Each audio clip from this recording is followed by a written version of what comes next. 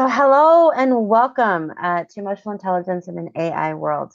I'm Heather Myla-Maines. I am a business analysis professional. I've been doing this for over 20 years. I'm not sure if I know anyone or have met anyone on the call. Um, Certainly welcome to connect with you after this for sure. So, I have consulted in many different companies, worked in different roles and different things. I've been an instructor for business analysis. I do some presentations. I volunteered for IIBA. Hopefully, all of you are aware of IIBA and the Professional Organization for Business Analysis. Most recently, I was a director on the board of directors. I just finished 8 years in that volunteer role. So I'm pretty passionate about this community and giving back and sharing what I've learned in my journey and learning from everyone else in their journeys. As a business analysis professional, am probably one of the least technical business analysis professionals you'll find. My background is actually in accounting, and I was told by a developer, "Hey, you're probably a business analysis person." I'm like, "What is that?" And that started my journey to understand and work in this space. So I don't come with a technical background. I am very much focused on the people and interactions, and I focus on process and data rules and all the things that are important, probably more so on the soft skills. And I would say I've been given feedback in my own career that my soft skills are much more marketable and valuable than anything technical. And I sort of joke now as I think about AI, I feel very validated that I never learned SQL because that's what AI can do. So that's a bit of a joke for myself, but it is true. I am a person who knows where my lane is, and I like to stay in that lane. And I focused on making sure I understand the people. And emotional intelligence is such a key skill and important thing. So we're going to spend a lot of time talking today about emotional intelligence and what that is, and how we work on that, and then how that intersects, and give some examples about how it's important to consider that as we move into artificial intelligence. So if you have questions at any point, please go ahead and ask them. Laura, I'm going to ask you because I can't see the chat. I'm going to ask you to just, when a question comes up, go ahead and, at a natural point, interrupt me and let's address the question then. There are points in this presentation that I'm going to ask for some interaction. So I'm going to hope that you will be willing to interact in the chat, and we can have a little bit of a conversation. And yeah, any questions, comments, feel free to share, because this is a learning opportunity for all of us, certainly not just for me. So we're living in a time where this intersection of people and technology is just changing so fast. If I think about myself in my own life, there are some things that really caused me to pause. For example, when I was in grade school and I had friends move away, I wrote a letter on pencil and paper, put it in an envelope with a stamp, and I mailed it. And I waited the 7 or 10 days that it would take to get a reply. So it was okay to wait and pause. Today, if I text someone and I don't have a response in an hour, I worry what's happened to them. What a significant change in how we communicate and work that is. Or I get extra freaked out when I realize that I had children before the internet existed. So when I was raising my children and there was a concern in the middle of the night, I actually had a phone with a cord on the wall, and I didn't call someone after 10 o'clock unless it was absolutely critical or if someone was dead. That meant I had to do a lot of problem solving on my own with my resources in hand, which was encyclopedias or books or different things. Today's parents, have access to information 24/7 to investigate what that cough might mean. And in some cases, the information is so scary, they're going to jump into conclusions and being worried about something, which, back in my day, be like, well, we'll just let it pass. So there's a beauty in simplicity and a beauty in complexity, and it's just rapidly changing. So now we're introducing artificial intelligence to mimic many things with humans and tasks that we had done in the past. And so this intersection is super interesting to consider. But I'm glad to hear the feedback from people in the audience that, part of their interest is that this doesn't get enough attention. And I'm going to remind us all that, although the technology has changed and people have changed to some extent, we're still human beings. And as such, we need to consider the human element in our work and everything that we do. I often say that business analysis is the people business, and we better be great at understanding people. part of emotional intelligence that we're going to talk about is making sure that we can understand ourselves as people before we delve into trying to understand other people. And I'll also say things like with my name, some fun with alliteration is Heather the human needs to do this. We should probably consider how Heather the human is going to feel about this or how she's actually going to do it. So as we introduce artificial intelligence in different processes, replace different capabilities with these tools, we need to be very aware of the human beings that are guiding and directing whatever that AI is. Because a computer never makes decisions on their own. I guarantee you, someone has helped that computer on their journey to try to solve problems and make things work. So human beings, pretty darn important. So emotional intelligence has been around as a topic for quite some time. In fact, thousands of years. Plato has been quoted as saying, all learning has an emotional base. So this concept of emotions in human beings is not anything new. So if we think about what emotional intelligence is, it really is the ability to manage emotions and understand our own emotions and understand emotions of other people. Well, you might be thinking, that shouldn't be a problem because, well, I'm a human being. And so therefore, I get other people, right? We were in person, I would expect some laughter because right now, I bet all of you are thinking the same thing that I'm doing. Well, there is nothing easy about understanding people. Thinking about people, this is a snapshot into my life. So many of you are going to have some of the similar experiences that I have. I've been a daughter, I'm a sister, I'm a mother, I'm an aunt. In fact, I'm a great aunt. Scary that I could almost be a great great aunt. People in my family got started early in life. I've been a wife. I'm a widow. Been a caregiver to children, caregiver to friends, caregiver to aging parents. I'm a friend. I've been a teacher. I'm a worker. And I am complex. All of those things have impacted me and my emotions and how I feel about everything.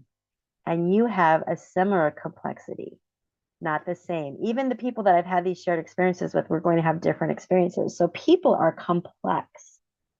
We are a mixture of so many things. Every conversation, every experience, we bring a list of things, our successes, our failures, the language that we speak. Some people on this call might speak multiple languages, and that's things mean different things in different cultures. We have a combination of genetics that impact who we are, physical attributes. We have our prejudices that we've brought to us, our biases, our fears. All these things come together to create who we are. And it is a vast, complex nature of human being and human behavior. And there are volumes and volumes of books and resources about understanding people and how they intersect and how they react. So we're going to cover just a few pieces. I'm going to share with you some things that have been helpful to me to understand myself, understand other people, as we explore this topic of emotional intelligence. So let's talk about some of the foundations of emotional intelligence. There is a movie. Something about me is I actually am a huge Disney fan. I'm actually more of an amusement park fan, but Disney happens to be a fabulous amusement park as well. There is a movie that you might be aware of called Inside Out. You may have seen it. There's actually a new version of that came out this summer. In this movie, there's a young girl pictured on the screen. Her name is Riley. And inside of Riley, just like inside each one of us, there are these emotions. And these emotions are joy. She's the one with the blue hair. I'm guessing you can guess which one's anger. Red flames of hair. Sadness, she's blue and has some tears. Fear, purple, quite scared, kind of cowering. And then we've got one of the funniest ones, and that is disgust. She is absolutely very clear about what is disgusting to Riley. They work together to keep Riley safe. The movie depicts her as a young child as she's growing up and she's experiencing stranger danger, that's fear. So She cries. She giggles when she's happy. She cries when she's angry or not happy, especially at dinner time. And then my favorite is, when disgust is presented with broccoli, she makes sure to take over and throw that broccoli clear across the room. So these are the same emotions that happen for each one of us. We are having battles within us at any given situation. And in the movie, Riley is experiencing a traumatic change. She and her family have to move from the environment that she is used to, that she knows and loves. She's 11, pretty critical age, right before junior high. So she has to find new friends and experience new things. Her parents are going through some hard times as they're adjusting to a new job and a new house, new city, all these things. And as she goes through this, the movie shows how these emotions work together to keep her safe and to help allow her to feel so that she can, relieve her stress and tension, that kind of thing. One of the things I really like about this particular movie is you'll notice the character Joy, she has blue hair, which is representative of sadness, and she has kind of a yellowish green body, because in reality, we cannot feel joy without having first experienced some sadness. And each of us in our life has had these experiences. There are hundreds of things that we encounter in our lives as we grow up, as we work in our offices, as we work with our teams. So we've got this combination of all these emotions going on, and we need to find things. I wish it were as easy as what this movie depicts, but in fact, there's more. But wait, there's more. Robert Plucknick's Wheel of Emotions, you can see how complex this is as we consider how we feel about things and how we interact. This model introduces 8 primary emotions, so a few more than the movie Inside Out. We've got joy, trust, fear, surprise, sadness, disgust, anger, and anticipation. And those are shown inside the wheel. You can see those listed there. You're going to see some gradients of these emotions. So one of the things that's interesting is that each of our emotions has a polar opposite. So at the top of the chart, you'll see joy in yellow, and you'll see sadness in blue. So joy is the opposite of sadness. So in our physiology, when we feel joy, we want to connect. We want to be experiencing connection with someone else, with something. But if we are sad, the tendency is to withdraw. This could show up as silence for some people. It could be literally physically needing a space because I'm too sad to deal with it. Lots of things can show up that way. Fear in the green is the opposite of anger, shown in the red. So physiology for that is when I'm afraid, I'm going to get small. I'm going to retreat. You can see that if you're in a meeting with people and they're all of a sudden afraid of what's been shared or said, you can see their body language change. They might actually retreat into their chair. They could, look down, look away. You're going to see that getting small reaction. Or if you're angry, we get loud and big, and you've seen that too. You've seen people maybe stand up if you're in person. You see their or hear their voice get raised and more passionate. So those are some actions and reactions to fear and anger. Anticipation is the opposite of surprise. So anticipation is shown in the orange and surprise in the blue. When we are anticipating and looking forward to something, we might examine it closely, we might study it, we might research it. But when we're surprised, we're going to actually jump up. I'm guessing some of you have been the subject of a surprise that you weren't expecting, or maybe afraid. My kids used to sort of sneak up on me and they would startle me, and I would jump back in surprise. So surprise is that physical reaction when we feel surprise. Disgust, shown in the purple, is the opposite of trust. So if we are disgusted by something, we're going to reject it. I told you in the movie Inside Out, Riley is a toddler who's presented with broccoli, is so disgusted by it, she takes it off her food tray and throws it across the room. We hopefully, and as adults don't react that violently. We learn how to manage that a little bit differently, but we are still, you might, reject an idea, or we're just so disgusted at the thought of that change. We don't want anything to do with it. If we're trusting and we're open to it, we're going to embrace it. We're going to welcome it. We're going to add to an idea and those kinds of things. So these emotions in this slide are also can be shown with intensity. So if you look at the chart, we've got our 8 primary emotions, but as I get closer into the circle, you can see that the emotions become more intense. Fear becomes terror. Joy becomes ecstasy. Sadness becomes grief.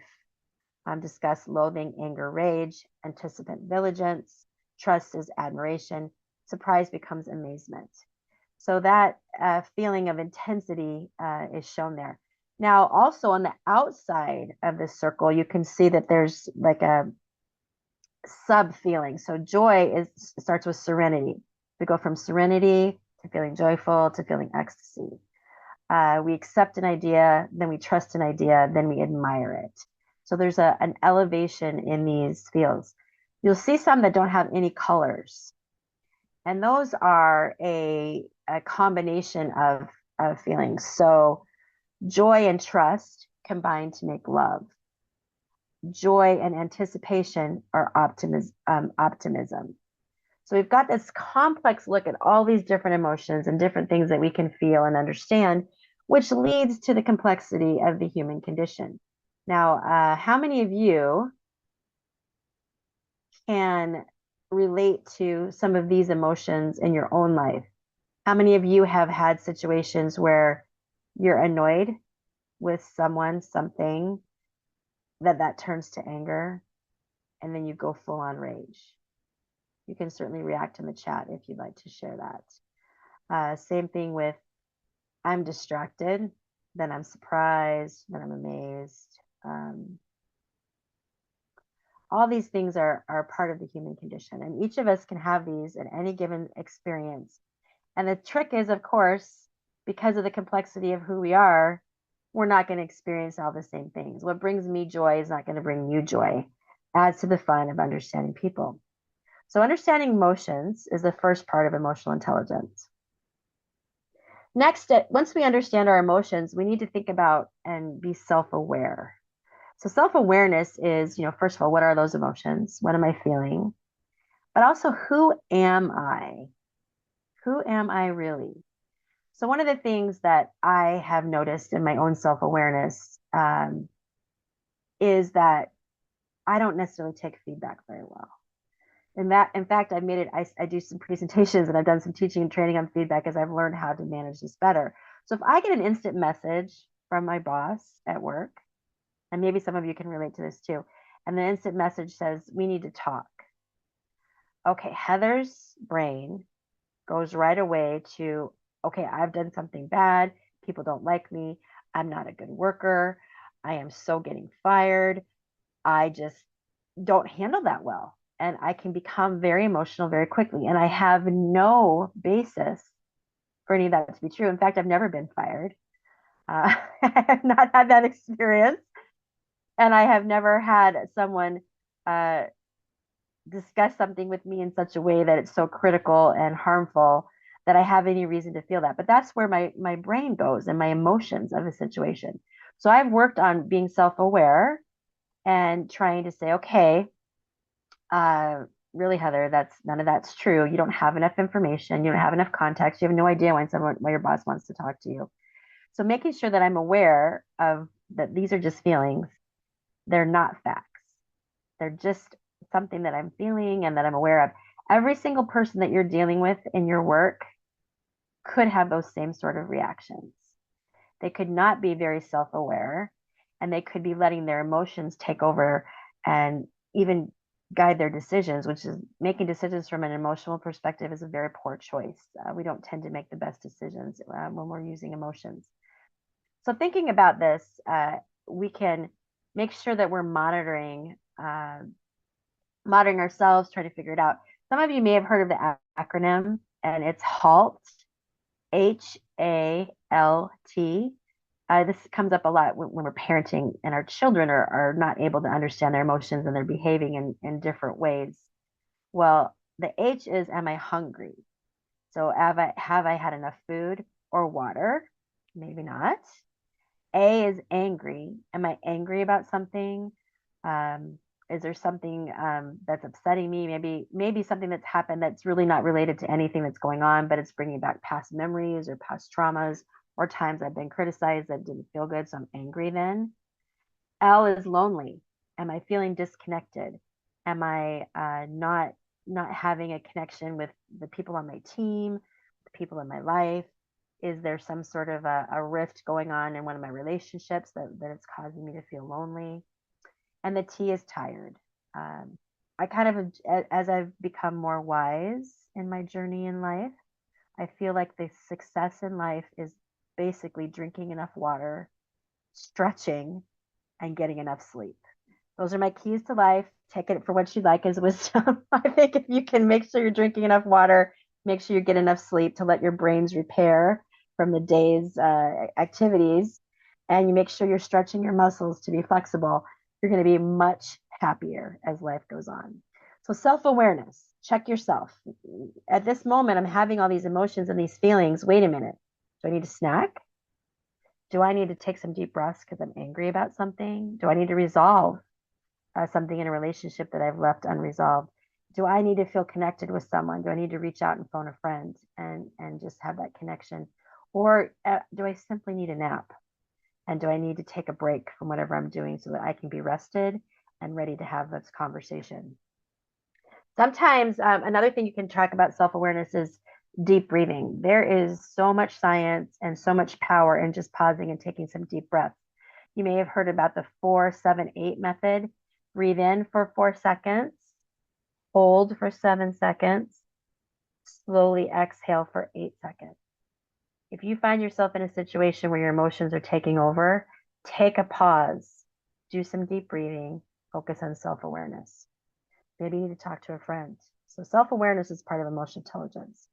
Next, self regulation. So, we know our emotions, we're kind of aware of what's going on. Now we need to regulate ourselves. I love this little book. If you have not read it, I would highly recommend it. It's a short read. It's a Toltec Indian wisdom book, and it talks about 4 agreements that we make with ourselves. So oh, somebody loves it. Thank you. I think these are so key in helping us be happier with ourselves, be kind to ourselves, as well as being aware for other people, and how really most of our interactions with other people have almost nothing to do with us. It's all about each of us and our own emotions. So if you think about Heather, this, oh, go ahead. sorry, I'm just noticing there's a couple questions that Good. I wanted to insert here. Yes. Um, Nawaz, I'm not sure if I'm pronouncing that right. Please correct me if I'm not. But the question is ego, how much part it plays in diminishing your ability of self-awareness. That's the first one, and then I have a Okay. couple more, but I'll let you respond to that question about ego. Okay. So ego is such an interesting concept, isn't it? I would also equate that to with pride, being so focused on yourself that you only want to be successful. Your ego, you're doing something out of you want the praise, you want the credit. When we let our egos take over, we are going to diminish our ability to think of anyone else. We can only think of ourselves. So part of emotional intelligence is being aware of our own emotions. So if I'm feeling like I'm not getting enough recognition for something and I need to be recognized because of my ego, I need to probably check that at the door and start to look at say, well, why am I feeling this way? What is it? What's going on in my life where I'm not feeling satisfied? And we could delve into that. Maslow's hierarchy of needs is another tool we have to understand: am I not feeling good or safe in my life? So therefore, my ego is driving my decisions. Being able to think about other people, and we're going to talk in just a little bit about empathy. That is sort of the antithesis of ego. So I do think ego is a. It's important to be confident, and it's important to know that you're capable. I'm kind of like for me, when I mentioned the feedback situation, I'm not thinking, I'm only thinking about, well, I'm just a failure, even though I do have a good sense of self. Your ego can counteract that and think, well, I'm amazing. No one could ever have a problem with me. And that's going to actually interfere in your ability to have a relationship with another human being or to work on a team. So egos are really something you have to check and manage. Hopefully that helps. Okay, great. And then Chris is asking, what ways can personality profiles be used to strengthen EI in different contexts, i.e., family, work, or social groups? Yes. Oh, and there's so much in this topic to cover. I didn't go into personality types, although personality types are very much part of what can be part of who we are and how we work with others. Certainly, Myers-Briggs is a very common one. Knowing who you are and how you can interact with other people's personalities is an important one. Are you introverted versus extroverted? Do you move to judgment? All those different kinds of things. Unfortunately, I don't have time to go into all of that, but I do think that is a component that we can add to this as a concept to be aware of what your personality type is and how you work with other people could be a good component of emotional intelligence. So good ads, good questions. Thanks. Excellent. Thanks for asking those. So as it relates to all of that, who you are and how you can self-regulate, these four agreements will work with any of that. The author offers these agreements that we make with ourselves. So we agree, number one, to be impeccable with your word. Now, what that means is that you do what you say, so you follow through with your actions, you speak kindly. Now, there are times where we need to be critical because we want to give feedback to help someone get better, but we should never criticize. That's where ego gets involved. I want to be better than you, so I'm going to criticize you. Uh, Being impeccable with your word is that you put good things into the universe. You are able to be optimistic, to be positive, and making sure that you are impeccable with your word because words do matter. That nursery rhyme or whatever, sticks and stones may break my bones, but words will never hurt me. Who came up with that?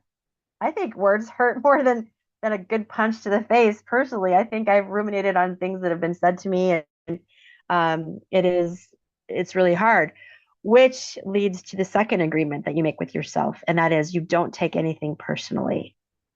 This can be very, very hard, but I want you to consider some of the things that have been said to you or that you've interacted with when someone says something. Most likely, that those words are reflecting their own inability to manage their emotions. So if someone is projecting something negative to you, it's because they're not feeling secure and safe of themselves. And they want to try to criticize you or make you feel differently or badly. So truly just don't take things personally. My mom taught me something invaluable. And she said this: no one is worthless in this life. They can always be a bad example. Think about that for a minute. Think about the people that you've received an email from or a text from, and it is just absolutely biting. It is negative, it is critical, it is just, you read it and you think, oh my gosh. When I get that kind of communication, because I've made these agreements with myself, because I followed my mom's advice, I think I never want to make anyone else feel the way I'm feeling right now. And that's valuable because then I can check my behavior and treat others people better. So don't take things personally. It's hard, hard, hard, hard, but it will be so much better off. Thirdly, don't make assumptions. I think many of us know that word is a tricky one. I think assumptions are really important, but they should be validated. So in my example with the feedback story I told, I make all kinds of assumptions that the reason someone wants to talk to me is because they want to fire me. That is not valid. So try not to make assumptions. Assume positive intent. If someone is sharing something with you, hopefully you can think, well, they're trying to help in some way, and give them the benefit of the doubt. Maybe they're having a bad day. Maybe they're dealing with something really hard in their life. So don't make assumptions. And the fourth agreement you make with yourself is, just do your best. Now, our best looks different on different days, depending on what we have going on in our life and how we're coping with the challenges that we face personally, professionally. Just always do your best. And when you've done your best, there's not much more else you can do, right? So What do you think about these agreements? I got a heart at the beginning, so I'm guessing someone's aware of this book. What are your thoughts on these agreements and the concept of self-regulation? Any feedback on this? Have you tried them?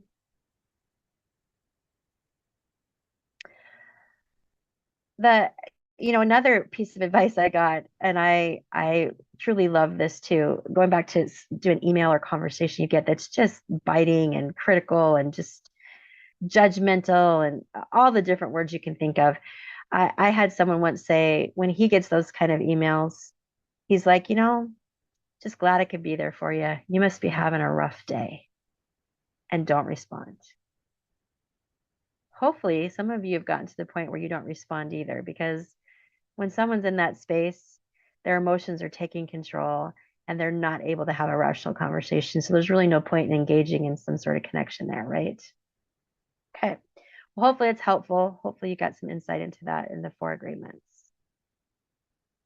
So now that we are aware of emotions, we are aware of, we're building our foundation. If we were building a emotional intelligent house, we're working up our beams, and maybe we're getting to the roof almost. Got our pieces and parts. Empathy. Oh my goodness.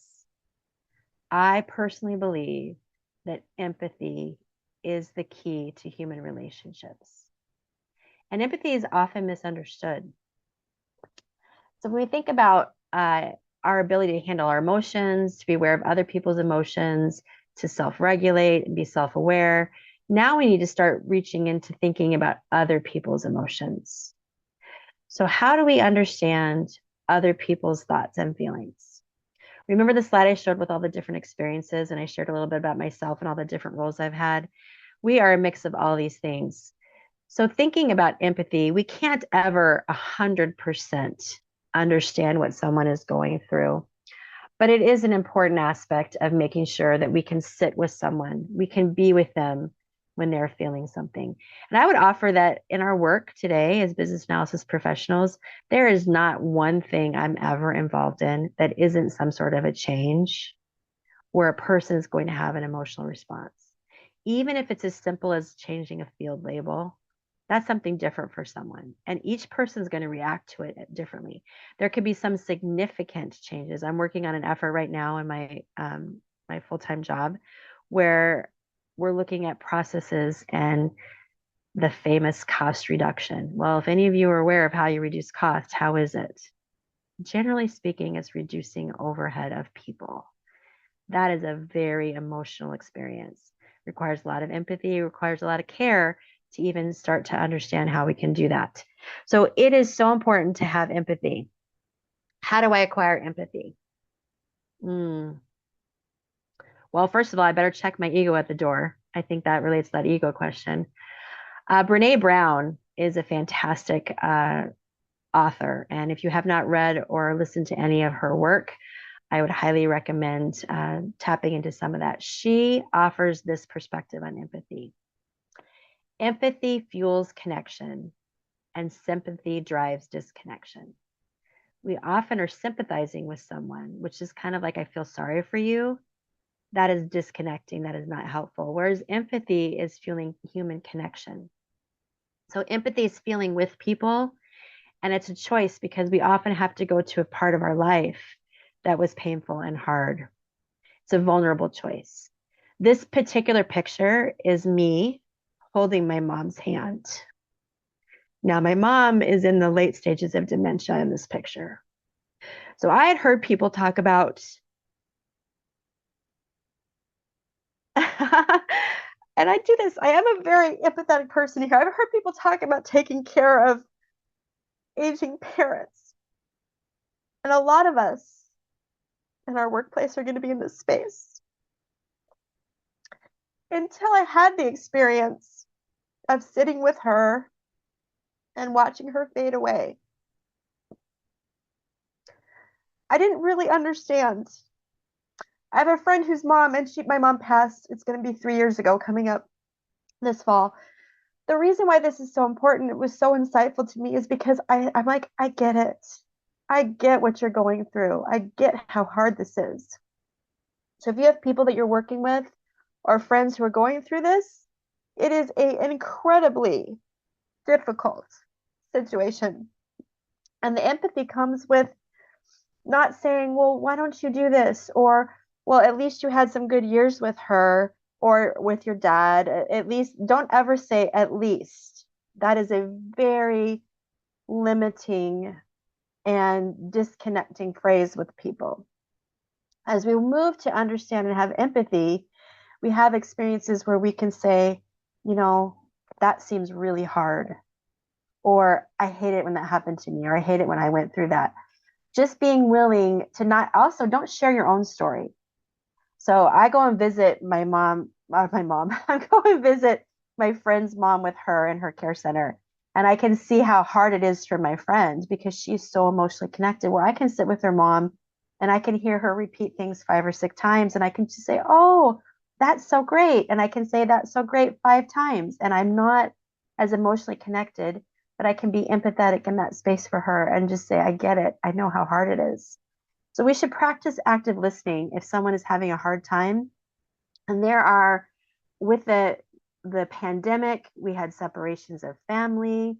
As a matter of fact, for my family, we could not put my mom in a care center during the pandemic. And so my siblings and I took turns trying to take care of her. I'm an analyst, for heaven's sakes. How empathetic am I dealing with someone who needs really tender care? I'm more like, Mom, we got to get this done today. This is how we're doing it. My sister, who's a nurse, is like, oh, Mom, how are you? It's a very different experience. But learning from another person's perspective is a really important part of empathy. So if you are able, as you work with people, to have empathy, your emotional intelligence ability is going to skyrocket. Once you can start to realize we're all having hard experiences and develop empathy, that's going to be a game changer for you in your relationship with people. So You're another getting part, some, oh, Heather, oh, getting good. some great. I just wanted to share, getting some great comments Oh, good. and certainly a lot of hearts. And I'm not sure if you're able to see all the chats, but I can't. folks are appreciating that you're sharing this, and you know, Yeah, good. so Chris is saying he was sharing walking his father through the last stages of his life was both difficult and beautiful, Yeah. and just being present with him was a privilege and honor. Bless you for your vulnerability and Oh, maturity. So there's a lot of love sweet. coming at you, Heather, and a lot of Oh, appreciation for you. Just, oh, that's sweet. being able to model the emotions as they come up, Yes. and just be present with them as they come up. So I just wanted to Yes. share that in case you didn't see it. Thank you so much. That's so sweet. It's funny. There are a couple different times and topics, and I have practiced this many times. And let me tell you, this is the first time that the tears came because I'm with other people. When I'm just by myself, I can go through it and say yada yada yada. But it's important that we can be vulnerable. So I think being vulnerable is a part of emotional intelligence too. There can be a lot of, and actually Brene Brown is a shame researcher by background, so she researched shame, and she's attributed that a lot to empathy and being vulnerable. And so I thank you for that. Yes, please be vulnerable with each other. Please give each other the benefit of the doubt, because you never know what someone's going through, for sure. So another component of emotional intelligence is motivation. So we as people, as we become more emotionally intelligent, we can set goals, we can achieve goals, and we can motivate others. So that's part of it, especially if you think about your work in business analysis. Everything that we're doing involves change, and it's hard. It's hard to change. It's hard to motivate people. So making sure that we can be encouraging is an important part of emotional intelligence. How do we do this? Well, oddly enough, I've met some business analysis professionals and some other people in life that just don't like other people. I would offer that if you don't like other people, you're probably in the wrong profession, because we are all about people and we have to have some care and concern about the people we're working with to be successful. We can also be optimistic. It goes back to that concept of, being impeccable with our word. When I go to meetings and dealing with complex topics, I'm going to smile, I'm going to laugh, and it's like, oh my gosh, we have so many great opportunities today. Even though inside me I'm thinking, oh my goodness, I'm not sure that we can do this. I'm going to be that cheerleader and I'm going to be optimistic to help us get us done. Thinking about that, lastly, this slide is intended for humor. I am the mother of two sons, and I guarantee you we do not communicate the same, and we have a lot of complexity in how we see things. I love The ass. Thank you for the laughter.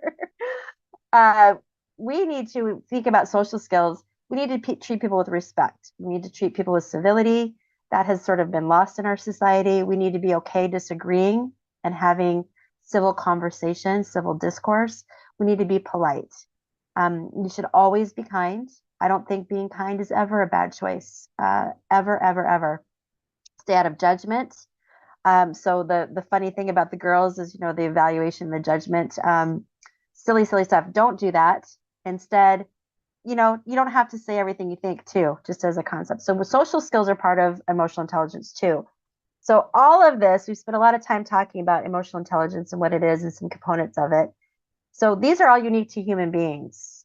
All the people in this picture have emotions. The more we work on being self-aware, managing our own stuff, and regulating that, keeping it in check, keeping our ego in check, having empathy and understanding hard things, trying to be motivating, and working on having civility and politeness is all going to help us. And that's what a machine will never have. No artificial intelligence tool will ever have any of those things. So, why does any of this matter with artificial intelligence? Well, we need to leverage the emotional intelligence we have to work with AI. Now, people have a lot of fear. They have a lot of fear of change. I'm going to say that generally. So it looks like there's 30 people on the call. So out of the 30 of you, who would raise your hand up super high and say, "Oh my gosh, I love to change"? Anyone? Couple people. Good for you. Now I need to ask a follow-up question. Is that because the change was your idea? Because I don't really mind changes when I'm the one driving it. So most of us, if I were to just take a statistical poll, 28 of us are not raising our hands. We don't necessarily like changing, but change is fantastic once we know how to handle it and how to manage it a little bit better, right? So as we move to artificial intelligence, what are some things that you feel about artificial intelligence? Thoughts? What's your thought about using artificial intelligence in your work?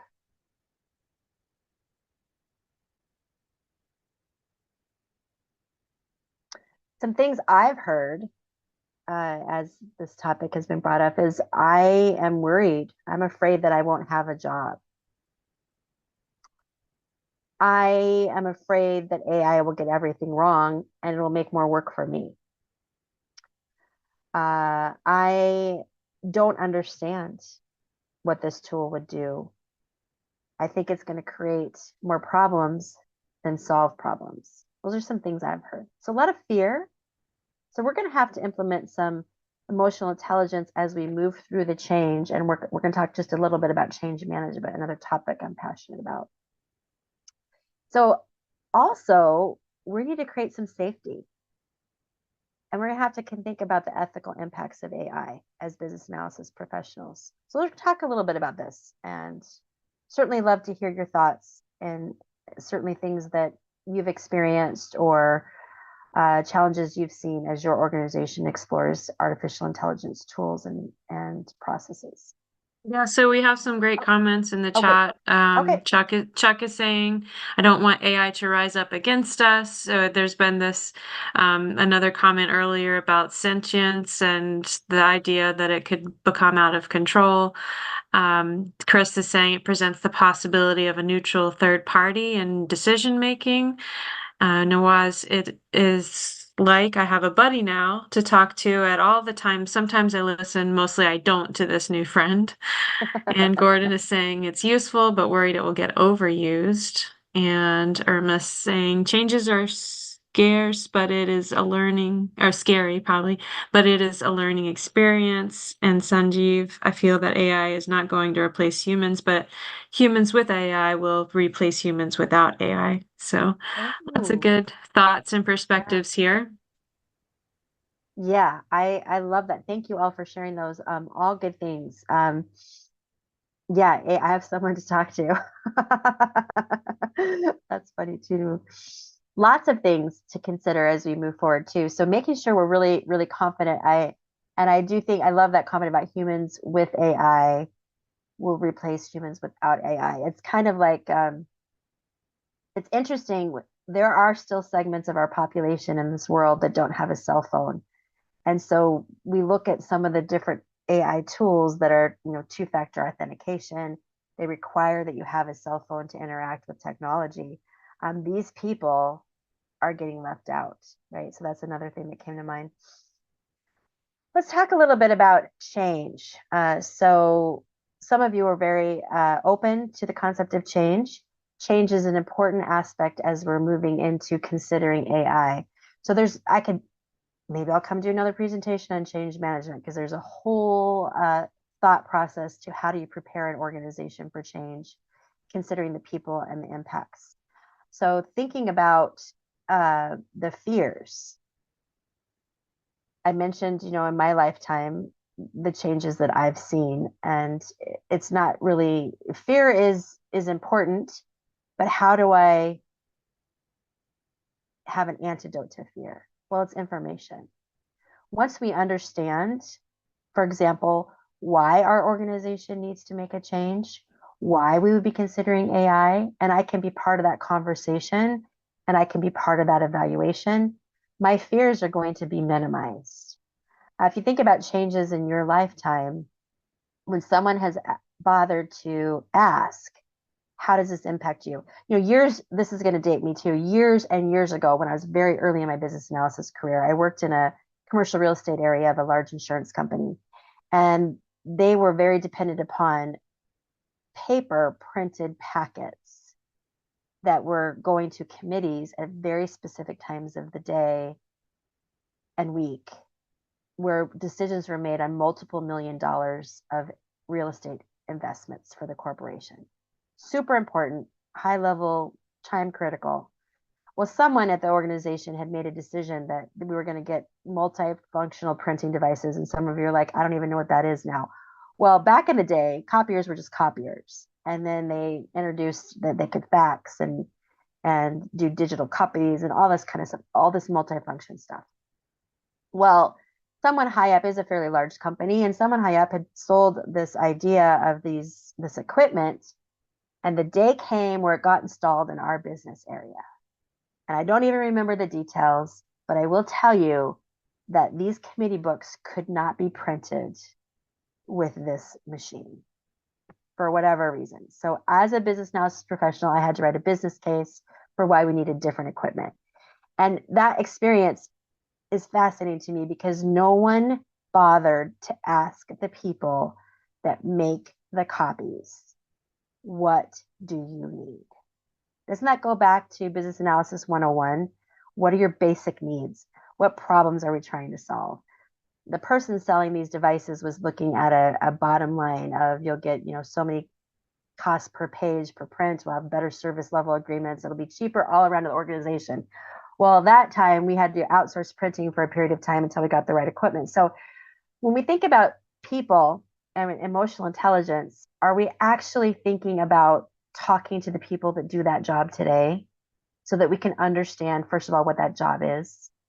And we can also understand how a change to their job with a different tool or technology will impact them, and how do we guide them through that change? It's super critical that we use our emotional intelligence when we're considering any artificial intelligence solution. So there's a book, and this would be a totally separate presentation to talk about the model that John Cotter has for change. So I'd recommend that you check this out. It's a short read. It's a little kind of a parable about some penguins and changes and how that impacts their lives and how we can think about it. But we have to bring people along the change journey. It's really, really important. So emotional intelligence is, first of all, recognizing, hey, there are people involved. And those people may not just be internal people. They could be our customers. How are our customers going to feel as we make some changes?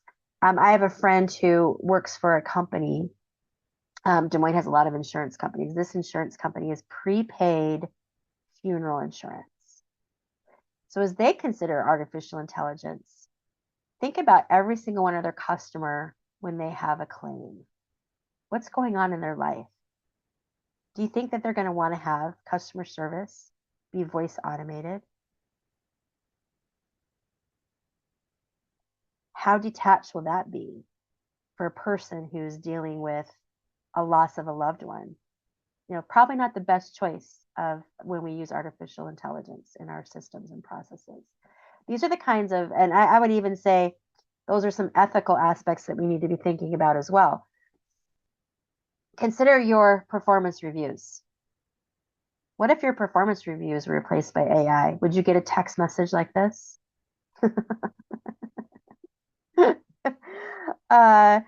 We need to be sensitive to the systems and processes in our organization that should have an artificial intelligence component. Do you think that it's a good idea to have your performance review via text like this?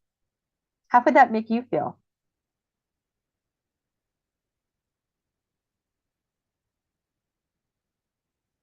Keep up, WRK.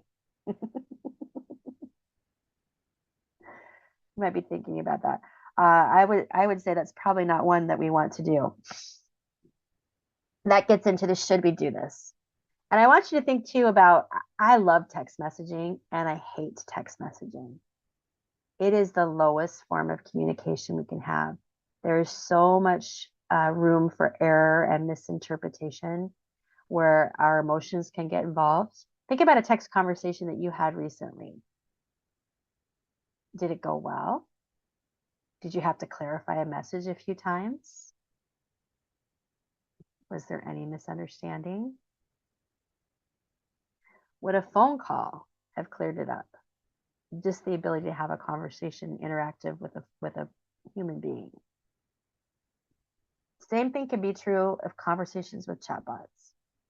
How did those go? How do our customers feel about that?